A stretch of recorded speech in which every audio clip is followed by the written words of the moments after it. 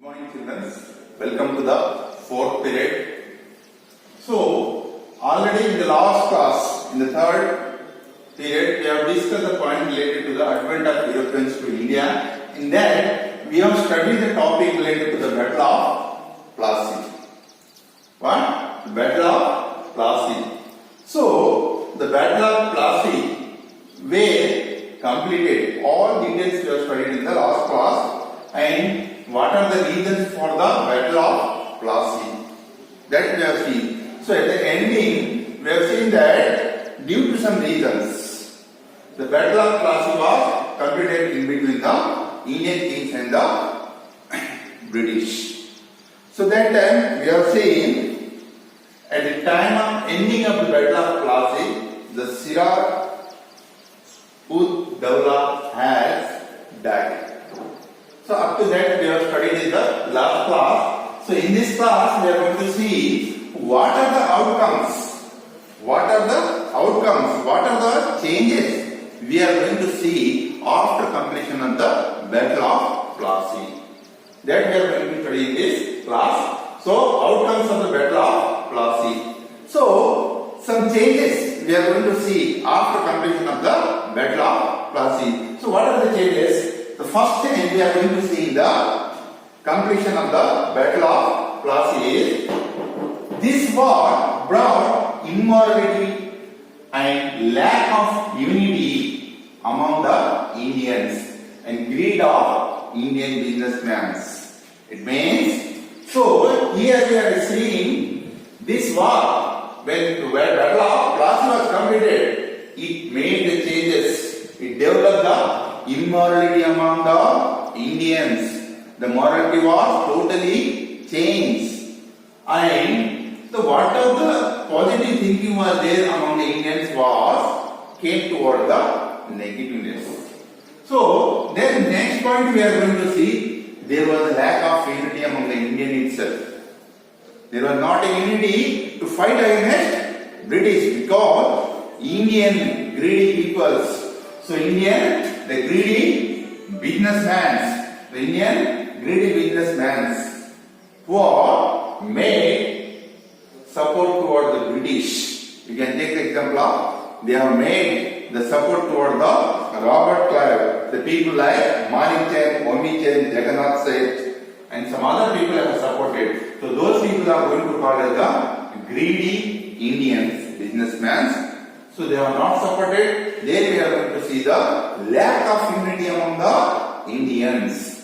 So the second point is Mir Jafar become the Nawab of Bengal. So the Nawab of Bengal also changed. So already we know at that time Siraj Dawla was ruling toward the Bengal side now. So after the completion of the Battle of Plassey, we are going to see the next person who came to power who supported to the British, that is Mir Jafar. So now Mir Jafar has brought as the Nawab of Bengal. And the third point we are going to see in the outcomes. The company gained exclusive right to trade in Bengal. So earlier there are no rights for the Britishers to gain some goods, to gain some raw materials for the sending toward the Europeans. So the right of trade system was started toward the Bengal side. Earlier they have seen they have ruled toward the Surat side, they have ruled toward the Madras side, but there was no opportunity toward the Bengal because Bengal was the rich place for the many raw materials. Now these people got envy toward the Bengal after the Battle of Plassey. And the last point, so one of the person who became the Nawab of Bengal, he also got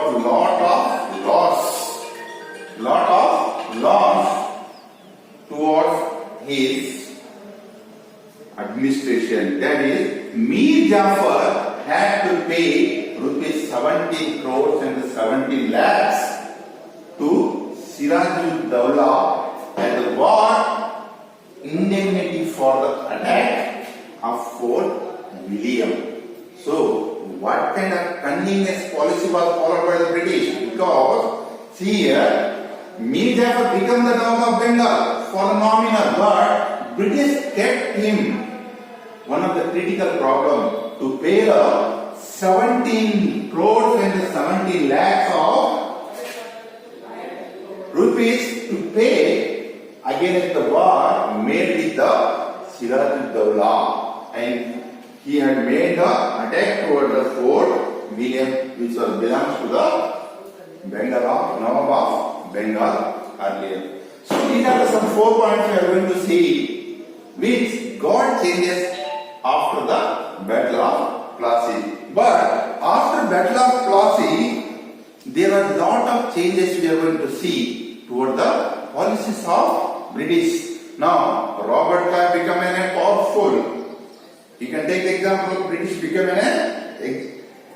a very powerful company now. At that time, when Mir Jafar was the Nawab for the Bengal, so the Mir Jafar became the victim of the company, and the employees even treasury went bankrupt.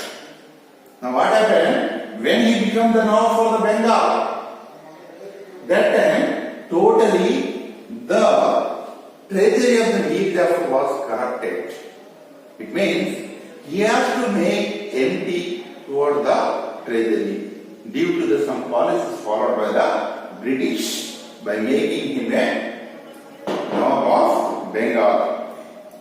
Then this greedy nature followed by the British was uncontrolled by the officials. See here, the greediness of the company and its officials was never satisfied. The British projected Mir Jafar as an inefficient Nawab and brought in his nephew, and that time next person who came to the power toward the Nawab of Bengal as the Mir Qasim. So after the Mir Jafar, when he was not running or he was not ruling as a proper king for the Nawab for this administration, because everything was going on loss and the officers were not satisfied with the policy of this Mir Jafar because they are getting corrupted. Now that time British followed next step, that is called as they have changed the Mir Jafar and brought to the Mir Qasim as the Nawab for the Bengal after the Battle of Plassey. So the next point we are going to see after the Battle of Plassey when the Mir Qasim came to the power in Bengal. So when earlier he was taken the power after the Mir Jafar, the power given by the British, because the Mir Jafar went down and Mir Qasim became the Nawab Bengal. But earlier Mir Qasim, who was going to be called as the best administrator, he is going to be called as the efficient. He was an efficient administrator for the British or the Bengal. He was controlling the administration. But what happened? In the beginning, he remained loyal to the company also. So one side, he was controlling the administrator. And second point, this person, when he was a good person, he was attached to the company, attached to the British company. He was loyal to the company. He was very loyal, connected to the company. And when he was well connected to the company, he was also paying some taxes, because the main aim of the British, the main cunningness policy of the British was to get the collection of taxes from the Indian kings by making the powerful person toward the different areas. So one side they are defeating the kings, one side they are making the kings, and they are getting benefit from the both sides. So they are completing their aims. So here also when Mir Qasim became the administrator, he was good with the company and he was paying some amount to the company. What amount? Earlier he gave or paid 2 lakhs pounds to the company. Which company? British East India Company, and also given some places related to the Bengal administration. Even for the development of the trade, the Mir Qasim has provided some places to the British company, and he was also paying the good type of taxes toward the British East India Company. That is 2 lakhs pounds was paid every year. But later what happened? After some time we are going to see there were the changes in the policy of the Mir Qasim also. Why he got the changes in the policy? Because that time, but later he himself declared the independent king. Now he was thinking that everything with the British was very easy and there is no fear from the British East India Company. So that time he himself declared as a powerful person. He himself declared as the independent king for the Bengal, but he don't know he was under the control of British East India Company. Just he was the ruler for the Bengal. So later he was declared as the independent king. But what happened after the declaration of the independent king? He thinks that the Dastakhas which was signed between the Indian kings and the Britishers were not going in the proper way. So that knowledge also gained by the Mir Qasim. That time, because after the verified and misuse of the Dastakhas, he declared all business was duty-free in the Bengal. Why he declared an independent king? Because he is thinking that this misuse of Dastakhas, because the British was also not following the what kind of agreements made with the king of India and what kind of agreement made by the king with the British of India. So totally thought that it was totally a duty-free in Bengal. So they are also making the misuse. We can also make the misuse of the Dastakhas. We know already what is the meaning of Dastakhas. So that time the problem arises.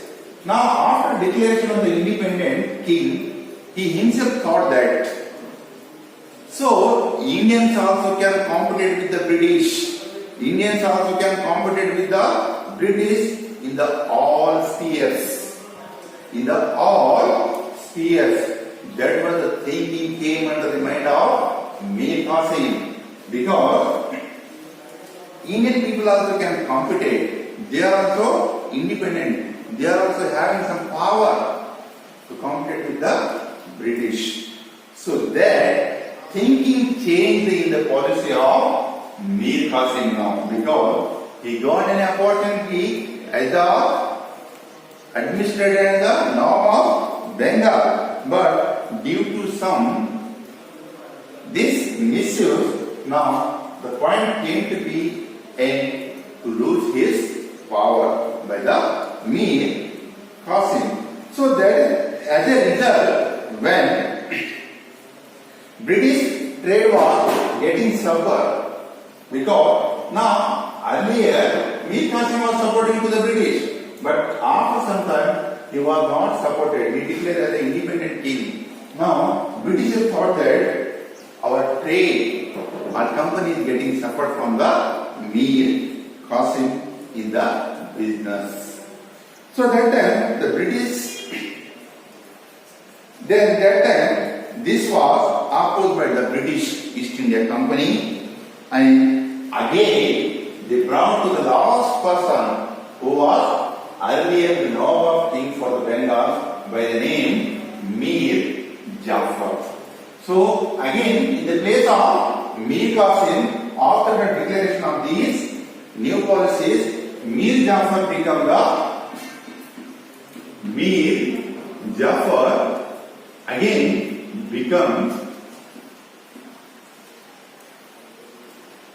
the Nawab for the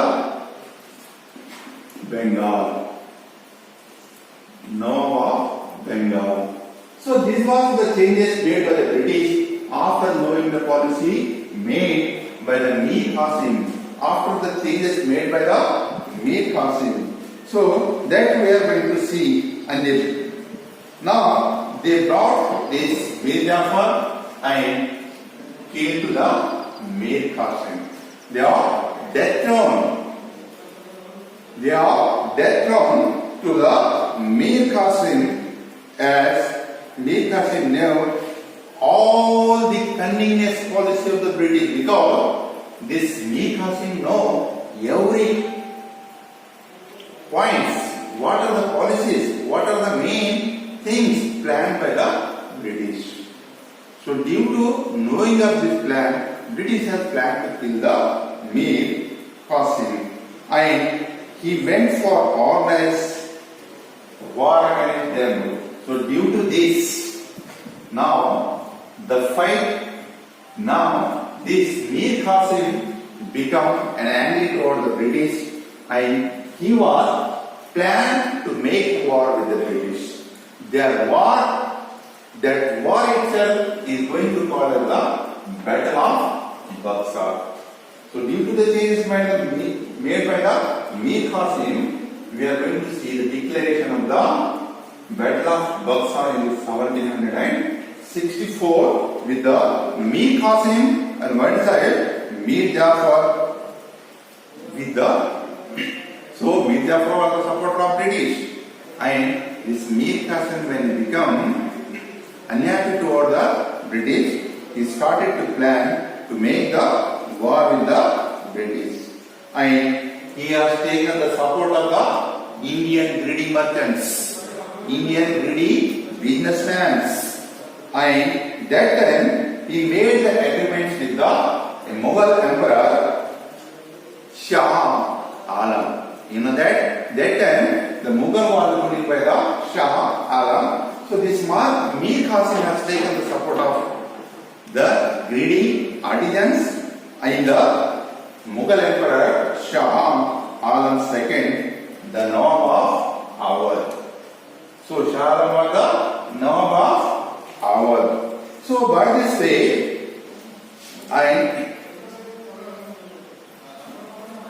the Shah Alam was the ruler of Mughal.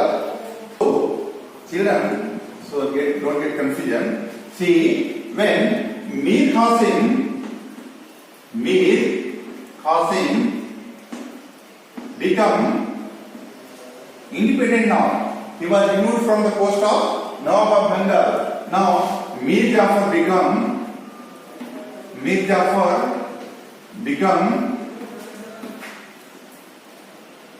Nawab of Bengal. That time we are going to see this person. So this Mir Jafar was supported to the British, and this Mir Qasim has taken support from the artisans of India, and second person Mughal ruler Shah Alam II, and the third person Nawab of Awadh, that is by the name Shuja'ud-Dawla.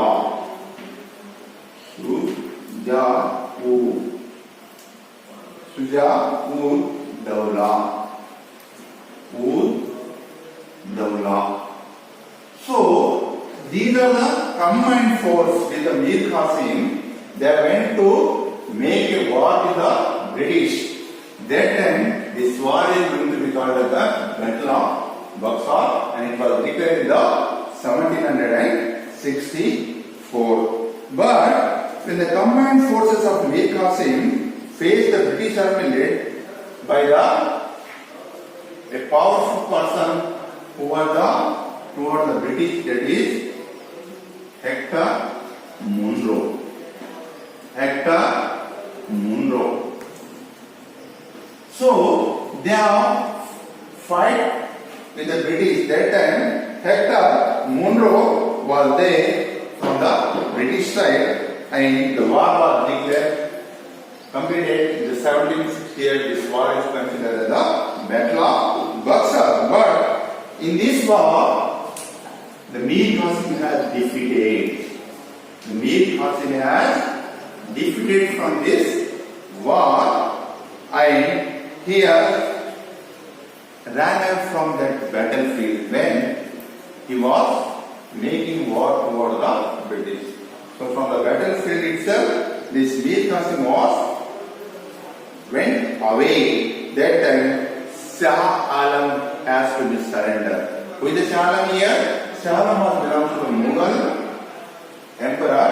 He has to be surrendered toward the British now. So this Shah Alam has surrendered, and all the efforts will become fail in front of the British. So by this way, the war was completed. But and we have seen what are the reasons and how it was started and how it was completed. So by this way, this war was completed. Now British became a powerful company in India. They declared themselves as a powerful company because they have won many wars. First Carnatic Wars, second Battle of Plassey, third Battle of Buxar, to get the occupation of new places. So next point is the outcomes of Battle of Buxar.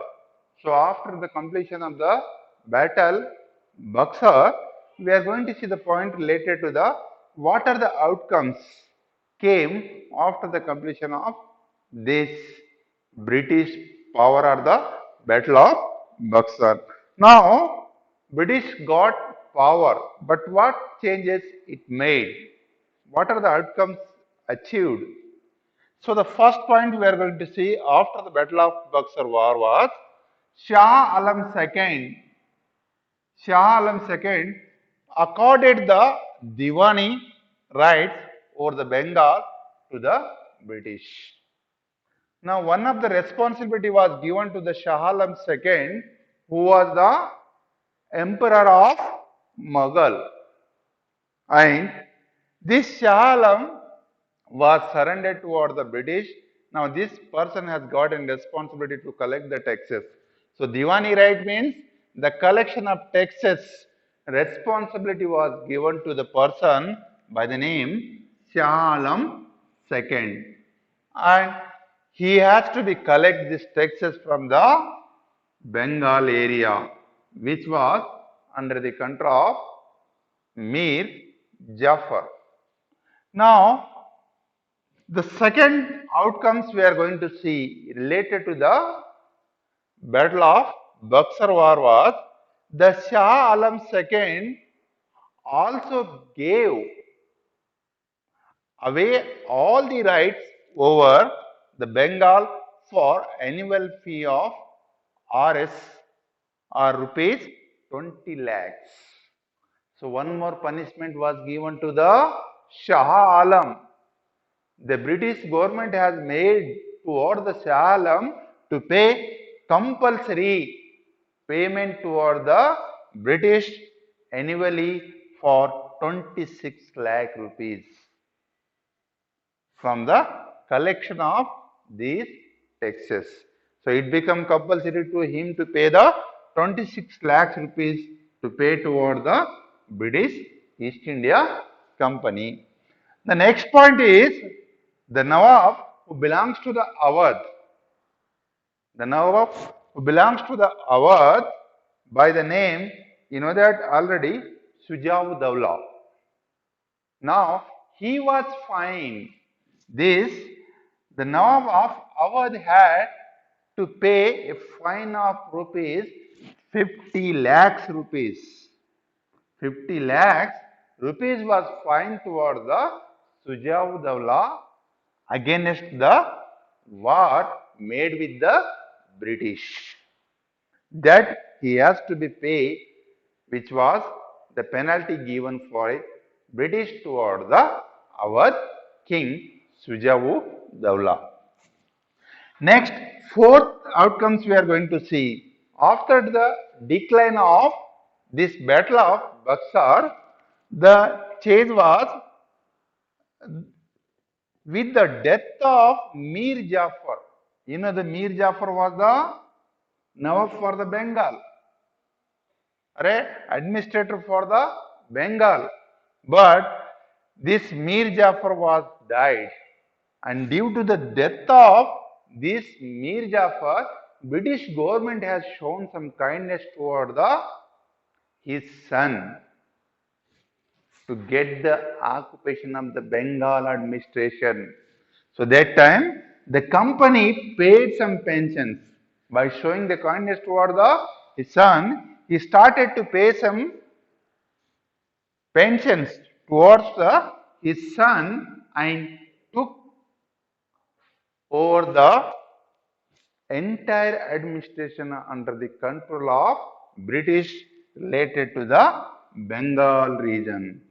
Now, the total Bengal administration was came under the control of British by paying the pension toward the Mir Jafar's son, and by this way the British occupied the many places of India, and totally they control over the some provinces of India by making the Carnatic Wars, making the Battle of Plassey, Battle of Buxar.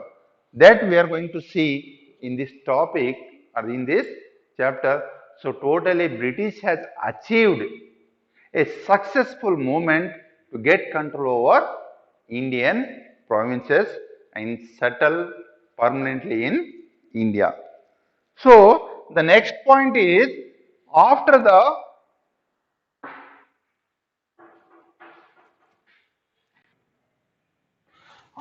battle of Buxar, we are going to see the British made the real or they have become the real holders for the power towards the Indian land. How? Because now this British was started to get or to show the rule toward the Bihar,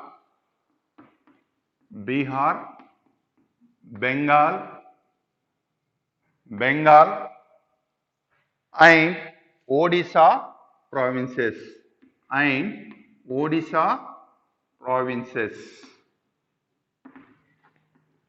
So you know that children earlier we have seen the British has occupied the southern part of India, that to the Madras point, and again he went toward the Bombay, there he got some places, then lastly they have reached towards the Bengal, but after reaching toward the Battle of Buxar, we are going to see they have got the important places like Bihar, Odisha provinces also, and getting occupation of these places.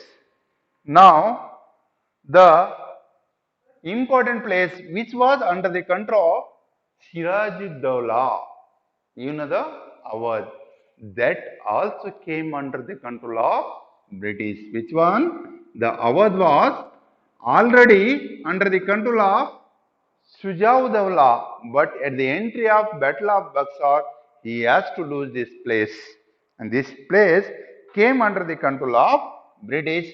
So after getting control from the 1764, there was lot of changes we are going to see in the policy of British. In 1765, one of the new person who came towards the India, and he made some new policies by the name Robert Clive. He brought in a new system by the name dual government. So, Robert Clive brought a new policy by the name dual government. So this dual government policy was started by the Robert Clive. It means the double government was started in India. So how he has started the double government is, so he has shown the kindness toward the king of India or the kings of India by giving the rights. So one rights were given to the Indian kings and the another right were taken under the control of British government. So what is the right given to the British? So Robert Clive, he taken an opportunity to collect the taxes directly from the farmers. That government was came under the control of British. And the second one, the power given to the Nawab of Bengal, that was only the administrative issues. He has to look after the administrative issues like justice and others. There is no collection of taxes for the Nawabs. So directly the taxes policy came under the control of British after the dual government system started by the Robert Clive. Robert Clive. So by this way we can say the total power came under the control of British. Now politically British was getting control over the India, and they have started to protect their business, or they have started to increase their business in India by the Battle of Plassey or Carnatic War. So by this way I am going to conclude, I am going to complete this chapter with these points. So children, after completion of this chapter, you have to be go throughout the points given on the page number 10. That is, know this, read once. After reading, you memorize it and start to write the points or the exercise questions given in your textbook. Thank you.